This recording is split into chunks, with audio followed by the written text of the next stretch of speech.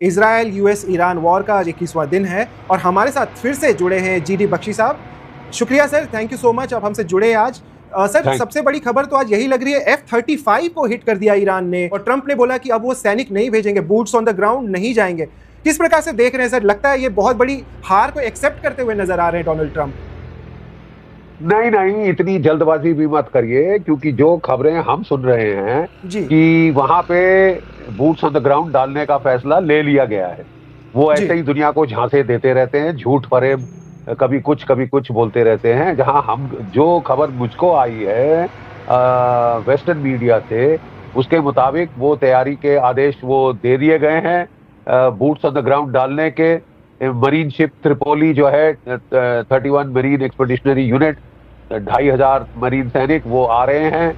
कहा जा रहा है कि नेतन्याहू साहब ने इंटेलिजेंस दी है, टारगेट दी है कि साहब आप जो भी 400-450 केजी यूरेनियम है उसको हमारे जो स्पेशल फोर्सेस हैं जाके कब्जा कर लेंगे, और वो जो है क्या कहते हैं, जो मिसाइल बैटरीज हैं, anti ship missile, cruise missile, drone batteries Iran के तट पे उस पे हमला करने का शायद प्लान बन रहा है, और वो जो खर्ग आइलैंड को छीन लेने का प्लान बन रहा है। मुझे बताया गया है कि अमेरिकन ऑफिशियल्स ने ही डोनाल्ड ट्रंप साहब को बताया है कि बहुत हाई रिस्क ऑपरेशन होगा, high reward, very high risk जी। तो डोनाल्ड ट्रंप साहब तो बिल्कुल जन्मजात के गैम्बलर हैं, वो कूदना चाहते हैं अंदर ऐसे हाई रिस्क ऑपरेशन में, लेने के देने पड़ सकते हैं साहब। हमने देख लिया है पहले क्या आपके हाल हुए हैं, क्या कहते हैं, इराक में, अफगानिस्तान, 20 साल आपके बूट्स ऑन द ग्राउंड हमने देखे हुए हैं। आप अमेरिकन ट्रूप्स को हार्म्स वे में डाल रहे हैं। इसके चलते जो केंट साहब हैं, जो कि फॉर्मर ग्रीन बेरे हैं और जो कि काउंटर टेररिज्म के हेड थे अमेरिका में, उन्होंने अपना इस्तीफा दे दिया है। उन्होंने कहा है कि साहब I can't in conscience agree to this. कोई थ्रेट नहीं थी हमको ईरान से, कोई थ्रेट नहीं थी हमको, इमीडिएट थ्रेट ईरान से, और ये बेवजह की लड़ाई है। तुलसी गैबर्ड ने कहा है कि मिसाइल थ्रेट अमेरिका को है।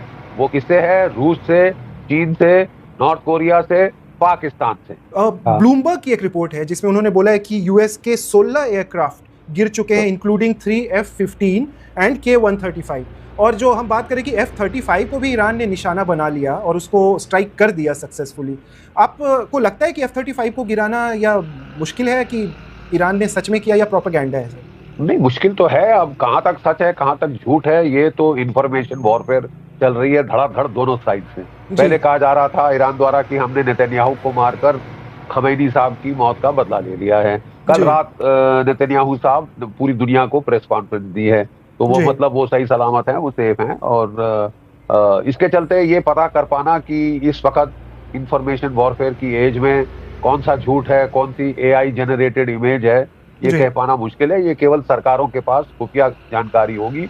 ओपन सोर्स इंटेलिजेंस से कुछ क्या कहते हैं, अथॉरिटेटिव वे में कहना मुश्किल जी।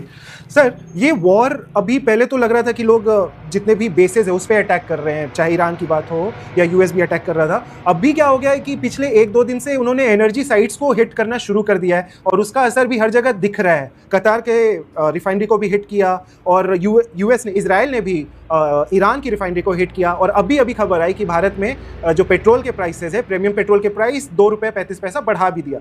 तो ये असर तो लगता है बहुत ज़्यादा बढ़ने वाला है और ये वॉर भी पूरे तरीके से एक एनर्जी की वॉर बनती हुई नजर आ रही है। एनर्जी की वॉर है मेन साहब। पूरी दुनिया की इकोनॉमिक तबाही की ओर ढकेल दिया है डोनाल्ड ट्रंप साहब ने और ये लड़ाई ने। इकोनॉमिक रूइन आपकी जो है, इन्फ्लेशन चढ़ती जा रही है, ये रिसेशन में बदल जाएगी अगर ये लड़ाई रोकी ना गई। भारत $138 प्रति बैरल पे तेल खरीद रहा है। कब तक सरकार इसको एब्जॉर्ब कर सकती है?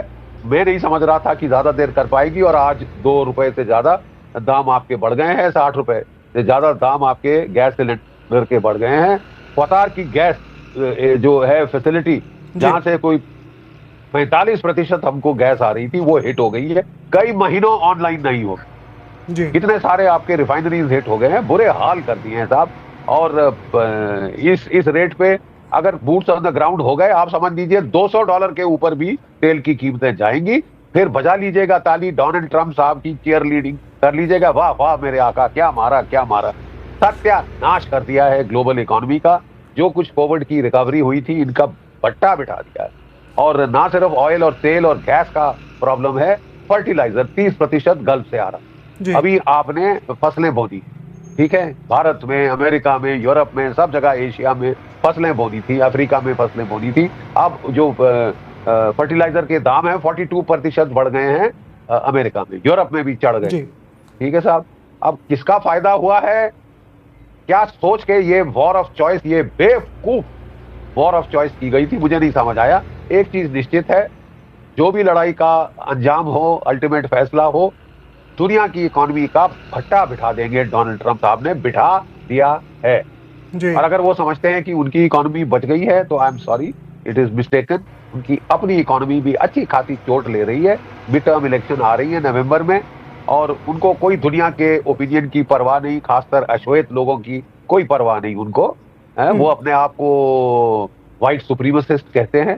तो लेकिन उनको अमेरिका के लोगों की परवाह करनी पड़ेगी कि थैंक गॉड अभी भी अमेरिका एक प्रजातंत्र है, और इलेक्शन में आपको लेने के देने पड़ सकते हैं।